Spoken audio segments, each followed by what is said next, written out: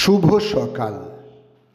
আজ 20শে ভাদ্র 1432, ইংরাজি 6 সেপ্টেম্বর 2025। একজন ইংরেজ রসায়নবিদ, স্কুল শিক্ষক, আবহাওয়া বিজ্ঞানী ও পদার্থবিদ ছিলেন জন ডাল্টন।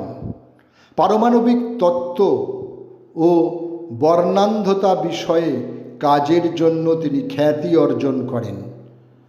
6 সেপ্টেম্বর 1766 ইংল্যান্ডের ইগলসফিল্ড নামক স্থানে তিনি জন্মগ্রহণ করেন।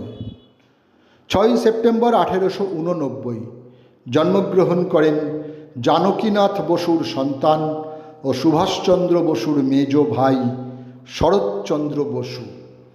পেশায় তিনি ব্যারিস্টার। ভারতীয় সশস্ত্র বিপ্লবী আন্দোলনের একজন নৈতিক সমর্থক ছিলেন তিনি এবং স্বাধীনতা সংগ্রামীদের হয়ে বিনা পারিশ্রমিকে আদালতে তিনি সওয়াল করতেন। বলেছিলে তুমি চিঠি লিখে যাই, কথা আর সুরে সুরে, মন বলে তুমি রয়েছ যে কাছে, আঁখি বলে কত দূরে, তুমি আজ কত দূরে। এই কালজয়ী বাংলা গানের শিল্পী জগন্ময় মিত্র।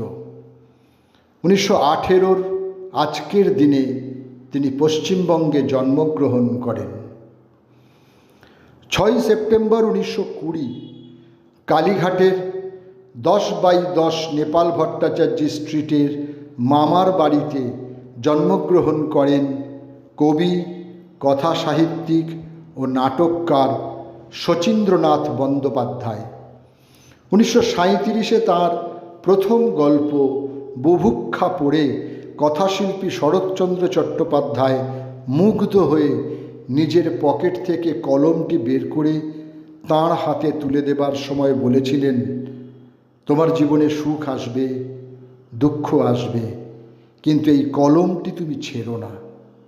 মনে রেখো, এই কলমের জন্যই তুমি জন্মেছ।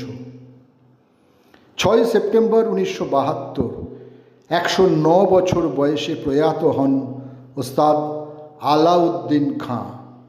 সেতার, সানাই, সরোদ, বাঁশি ও রাগ সঙ্গীতে বিখ্যাত ঘরানার গুরু হিসেবে সমস্ত বিশ্বে তিনি প্রখ্যাত।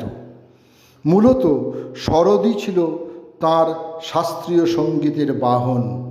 সঙ্গে স্যাক্সোফোন, বেহালা, ট্রাম্পেট, এছাড়াও আরও অনেক বাদ্যযন্ত্রে তাঁর যোগ্যতা অপরিসীম।